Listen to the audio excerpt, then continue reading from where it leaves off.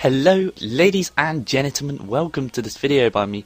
I'm Original Canis and this is going to be my Yeovil Town Career Mode episode 3. I'm sorry this has taken me so long to get this video out, but my voice, as you heard in my previous video, was not very, well, we'll just say it wasn't in much of a state to do commentaries every single day, so what I decided to do was take a nice break instead of making it worse, and so I'm back with you now. So straight away we get in with episode 3. Luis Gustavo from this team, I cannot remember their name, he's the Portuguese young centre mid that I was kind of looking for, you know, a sort of young playmaker that, you know, kind of had the potential to really grow with the Yeovil squad as we went through the ranks of the English leagues, and I don't know what it was in the centre mid position we have so far.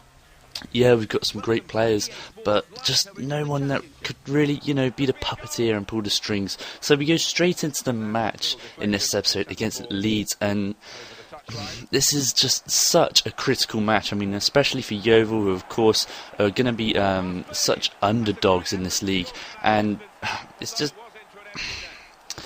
there you see Leeds takes the lead in 4 minutes. 4 minutes now. If Yeovil, who of course were not the best of sides in League One last season, but well, not last season, but in the past, and fortunately last season managed to get promoted, it's going to be so important for us to win these games, or at least pick up points where it really matters, and we're going to have to put in better performances than we are at the moment. Now, in 37 minutes, we're 2-0 down to Leeds at home, and unfortunately it's these kind of performances that really kind of get. Not only does it kind of kill the points that you're trying to gain, it also kills the team morale, you know, the kind of attitude that the guys have in the changing rooms, and that kind of morale can really spread into the fans and the supporters of the club, and that's never good when you're trying to be such a hopeful side in such a not say such a new territory, but a new league especially. And unfortunately, that was the final result. We went on and lost 2-0 to Leeds, and so we go straight into the next match.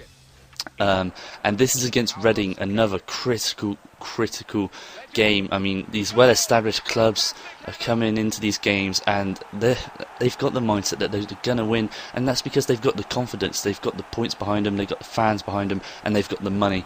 Now, unfortunately, Yeovil aren't in such a fortunate position to have such big fan bases or stadiums, or such a high budget, as a matter of fact.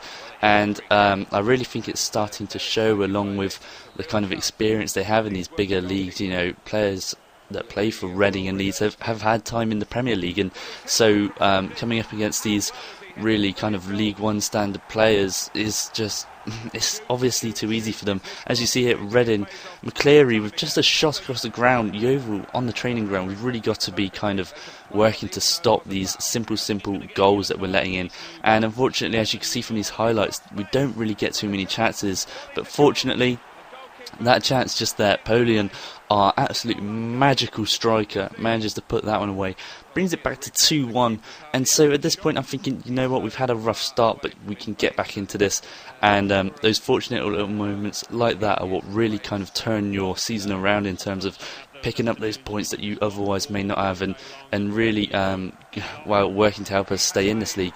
But you know what, just as I say that, the ex-Spurs striker Pavlyuchenko, the Russian mastermind, is kind of, he kind of puts the nail in the coffin and makes it 3-1. Now in the 68th minute, Polian again manages to strike with his wonderful talent of finding the back of the net and makes it 3-2. However, I'm going to go ahead and spoil it for you guys here. That's how the game finishes, and for me, it's really not good enough. Losing 2 games on trot, yes, I know Leeds and Reading, very big clubs, but if you look at the teams that you're going to be playing throughout the whole season, you know, you could pretty much say 90% of the games are going to be against big clubs, you know, clubs that have kind of been in the Premier League before, or who are well-established championship sides. So, unfortunately, this has been a short episode, guys. I'm really sorry, but with work and my new car and my throat, things have just been absolutely manic. So tomorrow I'm going to try and get out Ultimate Team chapters for you, and then the day after that, possibly another manager mode, guys, if you guys would like it. And it will be longer. I will try. So this has been Original Canis, guys. I hope you have enjoyed the video. Please do like, comment and subscribe if you are new around here. Other than that, I do hope you have a nice weekend, and I'm sure I will. Have a good day, guys. Bye bye.